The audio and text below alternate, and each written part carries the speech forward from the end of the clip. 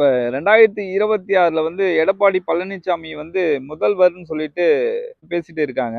நீங்க எப்படி பார்க்குறீங்க? எப்படி உண்மையான அம்மா விசுவாசியா அவங்க இருக்க முடியும்?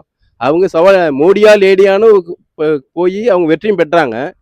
அதுக்கு அடுத்தது அதை தொடர்ந்து வர ஐயா எடப்பாடியார் வந்து எப்படி அவங்களோட கூட்டணி திரும்ப அடைக்கிறாங்க? அது அழுத்தம் இருக்கிறதா எல்லாரும் சொல்லிக்கிறாங்க. அவங்க வழக்கம் போல ஒரு தேர்வு செஞ்சுட்டு போன வாட்டியே எதிர்க்கட்சியா இருந்தாங்க. இந்த வாட்டி எதிர்க்கட்சி கூட வாய்ப்பு இருக்காதுன்னு நினைக்கிறேன். ஒன்றும் மாற்றம் இல்லைல்ல. இப்போ திமுகவுக்கும் அதிமுகவுக்கும் என்ன மாற்றம்? பேர் மட்டும்தான் மாறி இருக்கு. அதில் ஒரு ஆ இருக்கு, இதில் ஆ இல்லை. மற்றபடி இதுவும் அதுவும் ஒன்று தான். இப்போ ரெண்டுமே ஒரே குட்டையில் ஊறின மட்டும் தான். ரெண்டும் கைச்சடிகள் தான். ரெண்டுமே வந்து தமிழ்நாட்டுக்கு வேண்டாத கட்சிகள் தான். இது விரைவில் அவங்கள முடிவுக்கு கொண்டு வரணும். அவங்க தொண்டர்களுக்கு தெரியல. அவங்க காலகாலமாக நம்ம போட்டுட்டோம், நம்ம பரம்பரையாக போட்டுட்டோம், இதுலேயே நிற்போமே அப்படிங்கிற மாதிரி சிந்தனையில் இருக்காங்க.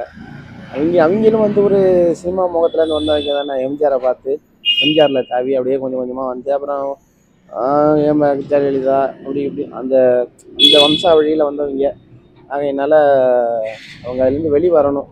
அந்த வெளி வந்து இப்போ உள்ள நடைமுறை என்னவோ, இப்போ உள்ள அரசியல் என்னவோ அதை தேட ஆரம்பிக்கணும். இந்த அப்படிலாம் மாற்றம் கொண்டு வந்தால் தான் தமிழ்நாடு வந்து ஒரு முன்னேறிய மாநிலமா இருக்கணும். கருணாநிதி ஆச்சு, ஜெயலலிதா ஆச்சு, எம்ஜிஆர் ஆச்சு, இப்போ எடப்பாடியார் ஆச்சு, இப்போ ஸ்டாலின் ஆட்சி வந்து பார்த்துட்டோம். இது வரைக்கும் இந்த 50 ஆண்டுல மாறாதது இப்போ என்ன அடுத்த 5 ஆண்டுல மாத்திர போறாங்க இவங்க ஆட்சிக்கு வந்து. இப்போ 10 ஆண்டுகளாக இங்கே சிதம்பரம் தொகுதி அதிமுக எம்எல்ஏ. இங்கே சிதம்பரத்தில் என்ன மாறிடுச்சு?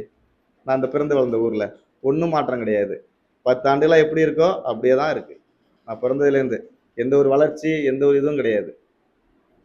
இப்படிதான் இவங்க ஆட்சியும் இருக்கும்.